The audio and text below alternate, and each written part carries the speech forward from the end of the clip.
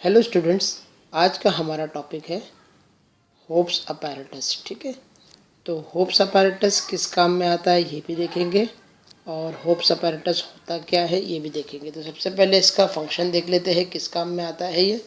तो hopes apparatus काम में आता है एनोमलस बिहेवियर ऑफ वाटर को स्टडी करने के काम में आता है। एनोमलस बिहेवियर ऑफ वाटर, ठीक है। एनिमल्स बिहेवियर ऑफ वाटर को हमको अगर स्टडी करना है तो उसके लिए हमारे पास है अपैरेटस, जिसको हम कहते हैं होप्स अपैरेटस। होता कैसा है इसको पहले देख लेते हैं होप्स अपैरेटस। तो सबसे पहले होप्स अपैरेटस में एक काफ़ी चौड़ा सिलेंड्रिकल वेसल होता है जो सेंटर में होता है। अगर आप देख पा रहे हैं यहाँ पे, इसको मैं ड्रॉ करके भी दिखा रहा हूँ आपको। और इस सिलेंड्रिकल वेसल के सेंटर पार्ट में एक टब होता है, इस तरीके से ये आसपास होता है, ठीक है। और ये चारों तरफ से यानी इस तरीके से राउंड होता है। तो अब जो है, और नीचे एक्सटेंड होता है, यूँ समझ लीजिए हमने एक्सटेंड बना दिया यहाँ पे, ठीक है। छोटा सा एक आउटलेट यहाँ होता है। अब इस सिलेंड्रिकल पार्ट में हम जो है वो क्या ऐड करते हैं, इस सिलेंड्रिकल पार्ट में हम ऐड करते हैं वाटर, और इस टब के अंदर हम ऐड करते हैं आइस। और जो आइस मेल्ट होगा वो यहाँ से पानी के ड्रॉपलेट्स बन के बाहर निकलेगा, ठीक है। एक थर्मोमीटर हम लगाते हैं यहाँ पे ऊपर की तरफ, थर्मोमीटर लगाते हैं ये, और एक थर्मोमीटर हम लगाते हैं नीचे की तरफ यहाँ पे। तो इसको हम T1 का नाम दे देते हैं और इसको हम नाम दे देते हैं T2, ठीक है। ऊपर जो थर्मोमीटर है इसको हम दे देते हैं नाम T1, और नीचे जो थर्मोमीटर है इसको नाम दे देते हैं हम T2, ठीक है। अब चलते हैं हमारे नेक्स्ट पेज की तरफ। तो नेक्स्ट पेज पे मैंने ऑलरेडी जो है एक डायग्राम बना के यहाँ रखा हुआ है आपके लिए, जो कलर डायग्राम है।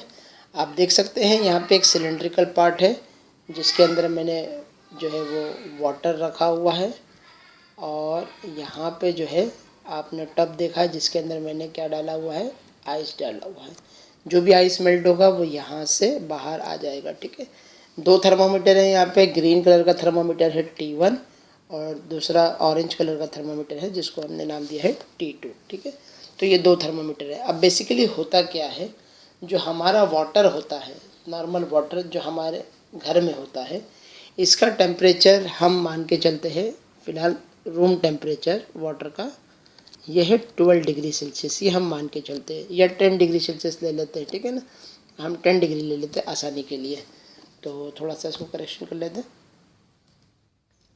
इसका टेम्परेचर हम ले लेते हैं 10 डिग्री सेल्सियस, ठीक है।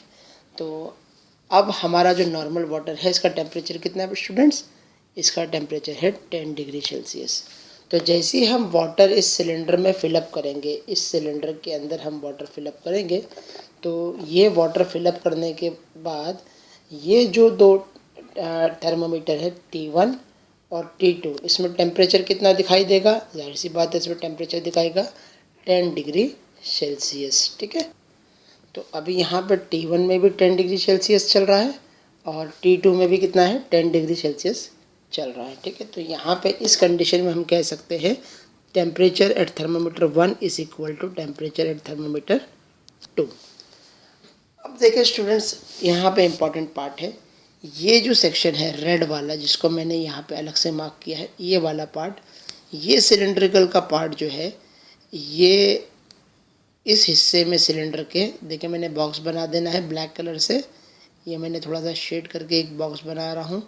तो ये वाला जो पार्ट है सिलेंडर का, ये वाले पार्ट में बर्फ़ है, आइस है। तो इस वजह से सिलेंडर के अंदर जो इस पार्ट में वाटर है उसका टेम्परेचर 10 डिग्री सेल्सियस से क्या होना शुरू हो जाएगा, ये डाउन होना शुरू हो जाएगा। इसका टेम्परेचर क्या होना शुरू हो जाएगा, 10 डिग्री सेल्सियस से डाउन होना शुरू हो जाएगा।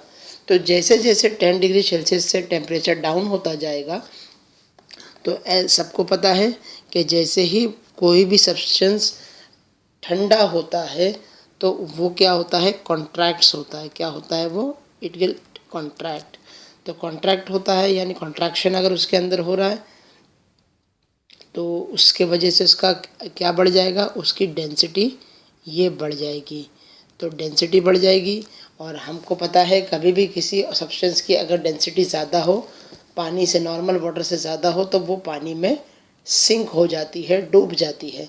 तो यहाँ पे जो पानी यहाँ ठंडा हुआ था ये शेडेड पार्ट में, इसका टेम्परेचर जैसे 10 डिग्री से नीचे आएगा इसकी डेंसिटी बढ़ जाएगी और ये पानी कहाँ आ जाएगा, ये पानी आ जाएगा नीचे की तरफ, क्योंकि बाकी जो नॉर्मल वाटर है जिसका टेम्परेचर 10 डिग्री सेल्सियस है उसकी डेंसिटी और अब जो ठंडा पानी हुआ है इसकी डेंसिटी बदल चुकी है।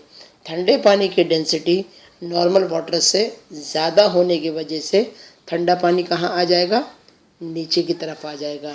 तो अब जो है टेम्परेचर थर्मामीटर 2 के अंदर जो है वो कम दिखाई देगा और टेम्परेचर थर्मामीटर 1 में ज़्यादा दिखाई देगा। यानी टेम्परेचर 2 थर्मामीटर का टेम्परेचर जो है वो 10 डिग्री से नीचे आना शुरू हो जाएगा। ठीक है ना। अभी T1 पे चेंजेस बहुत स्लो चलेंगे और जैसे जैसे पानी ठंडा होते जाएगा वो नीचे आएगा। तो जो भी रीडिंग्स हमको आएगी वो सबसे ज़्यादा कहाँ पे आएगी, टेम्परेचर थर्मामीटर 2 पे आएगी। ठीक है। तो थर्मामीटर पे जो है वो टेम्परेचर 10, 9, 8, 7, 6 ऐसे नीचे आना शुरू हो जाएगा। As soon as it reaches 4 degree Celsius, जैसे ही वहाँ पे थर्मामीटर 2 पर टेम्परेचर 4 डिग्री सेल्सियस पहुँचेगा तो उसके बाद जो है धीरे धीरे पूरा सिलेंडर का पानी जो है उसका पूरा टेम्परेचर क्या होना शुरू हो जाएगा, it will become 4 degree Celsius. एक बार थर्मामीटर 2 के आसपास 4 डिग्री का टेम्परेचर वाला पानी जमा हो गया तो जाहिर सी बात है बाकी पानी को वहाँ पे रुकने की जगह नहीं है।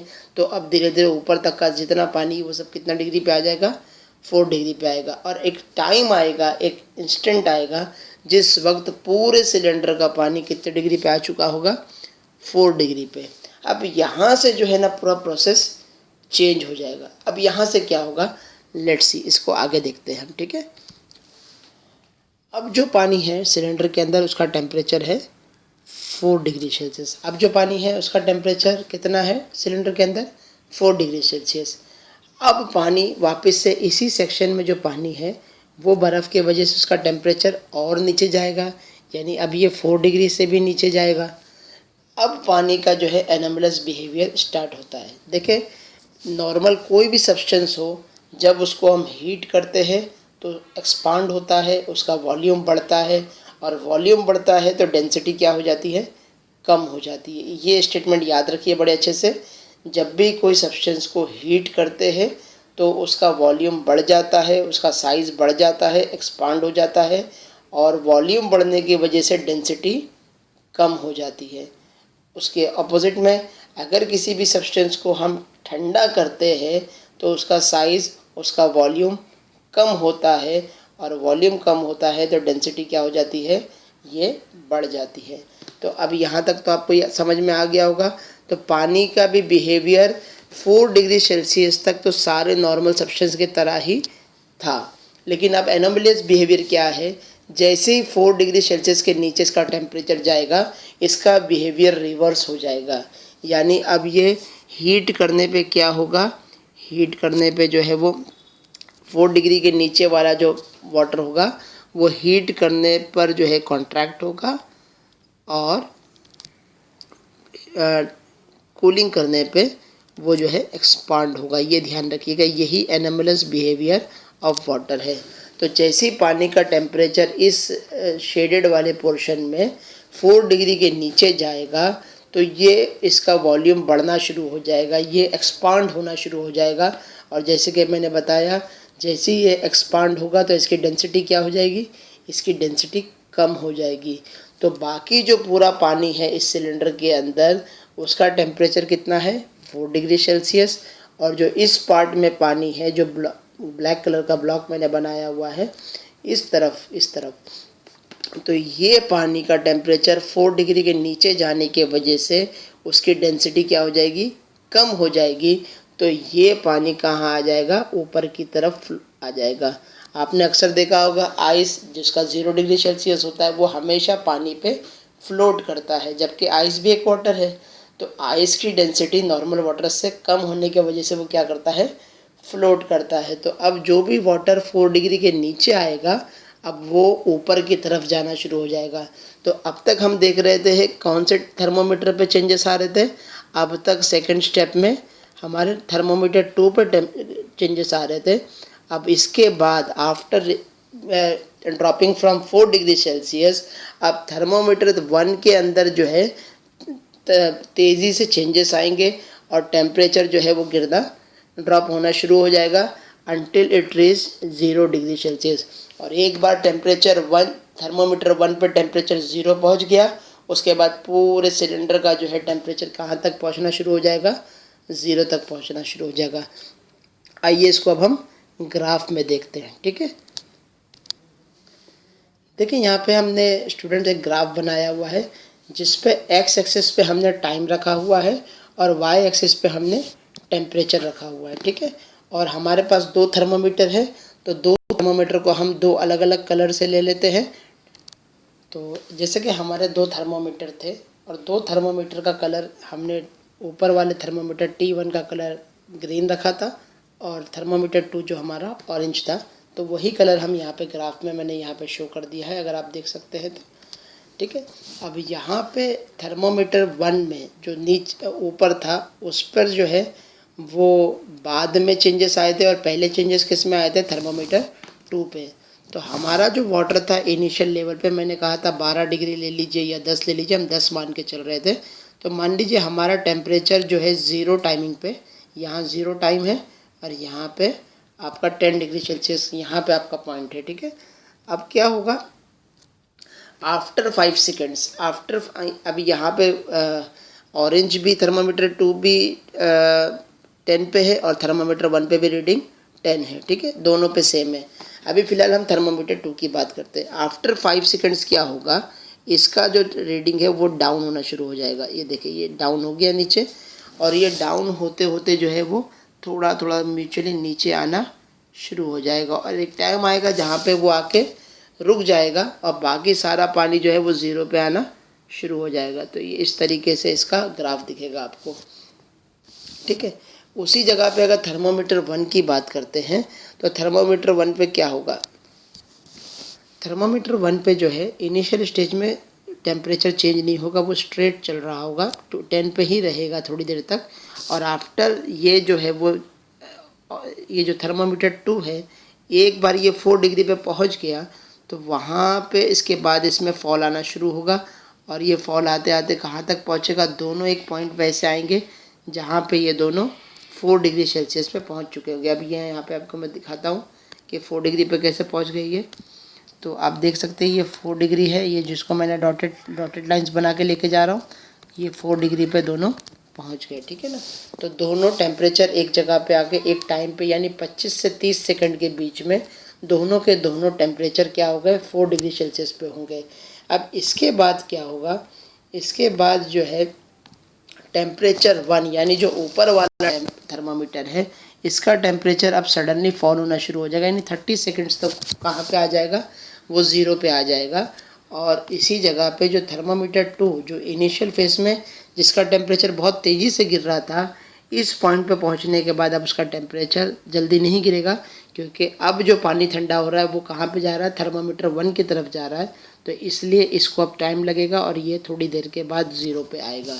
तो आई होप कि यहाँ तक आपको जो है ये अपैरेटस का फंक्शन समझ में आएगा और इस फंक्शन से हमें मालूम पड़ता है कि कैसे पहले थर्मामीटर 2 पे रीडिंग ड्रॉप होती है और बाद में जो है फिर वो थर्मामीटर 1 पे रीडिंग ड्रॉप होती है। तो इससे एक चीज़ और समझ में आ गई कि जैसे जैसे पानी ठंडा होता है तो बर्फ़ जो है आइस फॉर्मेशन जो है वो सबसे पहले ऊपर लेयर से बनना शुरू होती है। कहाँ से बनना शुरू होती है, ऊपर के लेयर से बनना शुरू होती है। तो this is the animals behaviour of water. मैं उम्मीद करता हूँ कि आपको ये टॉपिक अच्छे से समझ में आया होगा और अगर कहीं पे भी कोई डाउट आपको नज़र आता है, कोई क्वेश्चन या कन्फ्यूजन होती है तो प्लीज़ मुझे आप कमेंट ज़रूर करें।